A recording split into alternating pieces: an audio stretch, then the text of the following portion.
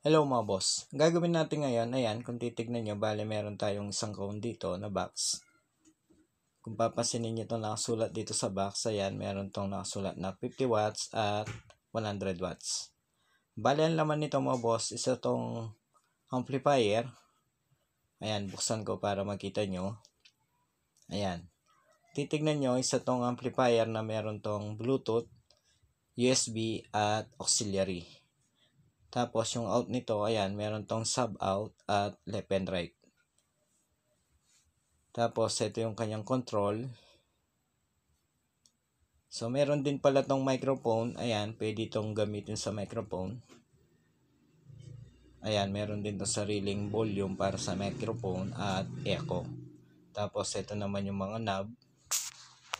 Bale ito palang amplifier na to mga boss, bale binili ito ng customer ngayon, inabot sa akin. So gusto niya magpa-assemble ng speaker box na ito yung gagamitin natin na amplifier. Bale, nabili pala tong amplifier na to base sa customer ko sa Shopee. Ngayon, wala pa akong idea mga boss kung gumagana ba tong amplifier na yan kasi hindi ko pa na-testing. Pero ganun pa man mga boss, malalaman din natin yan kung okay ba talaga yung amplifier na yan at kung gaano ba kalakas kasi panigurado, bago ako kung gumawa ng speaker box dito para dito, itatry ko na muna panigurado to. So yung speaker pala na ilalagay natin dito or gagamitin natin dyan sa amplifier na yan, papakita ko rin sa inyo mga boss. So ayan mga boss, kung titignan nyo, bale yan yung mga gagamitin natin na speaker dun sa amplifier na binili ng customer. Bale ito yung sub na speaker, ayan. Titignan natin, mukhang original tong speaker na yan na sub. Bale ang laki nito mga boss, nasa 6 inches. Ayan yung kanyang ohms, nasa 3 ohms. Tapos 150 watts. Tapos yung tweeter, ayan, concert na metal dome. 100 watts, 8 ohms. Bale, dalawa. Yung mid naman mga boss, ayan. Bale, kukunin natin yung speaker na yan na 4 na piraso na mid. So, yung tweeter, di na natin gagamitin yan. Bale, ito na lang, yung metal dome. Bale, kukunin lang natin dyan yung 4 na yan. Bale, 6 na piraso pala yan mga boss. Yung dalawa, hindi pa dinala ng customer ko. Bale, yan na muna yung dinala.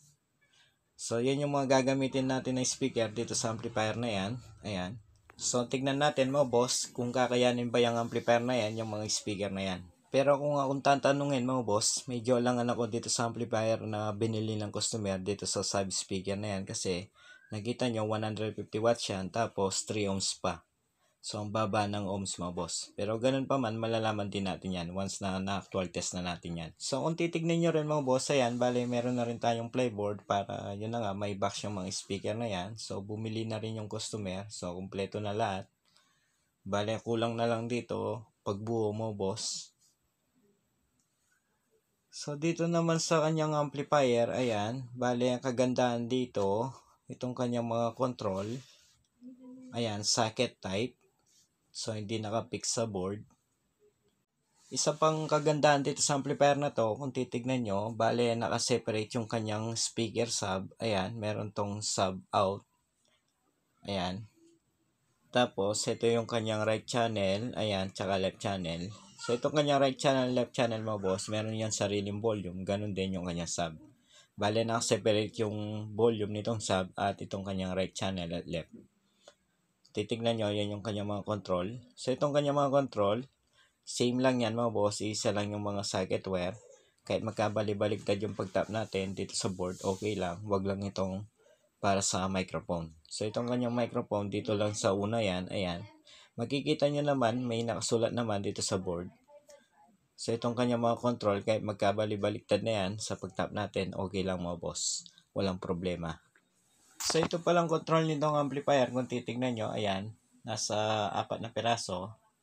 Isa para sa main volume para sa left and right. Isa naman sa treble, isa sa bass, at isa sa frequency para sa sub. Bale, 5 piraso pala yan. Yung isa nasa shop. Nakalimutan kong idala dito. So, nasa kabilang bahay kasi ako mga boss. Pero 5 piraso yan, yung mga control na yan. Ayan, kulang ng isa. Ayan mga boss, bale ito yung isa na sinasabi ko na control.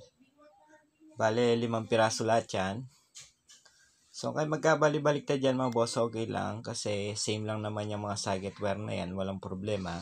kahit magkabali-baliktad yan. So, depende na lang sa inyo yung paglagay. Ayan.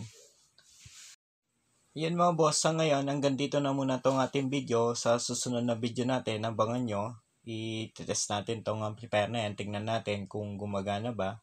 At tignan natin mga boss kung kaya bang patugtugin yung subwoofer na 3 ohms na 150 watts tong amplifier na yan. So abangan nyo lang mga boss, sa ngayon hanggang dito na muna tong ating video. Sa mga hindi pa pala na-subscribe, huwag sanang kalimutan mag-subscribe at pakipindot na rin notification bell para sa susunod na upload na gagawin natin, ma-notify kayo. Maraming salamat.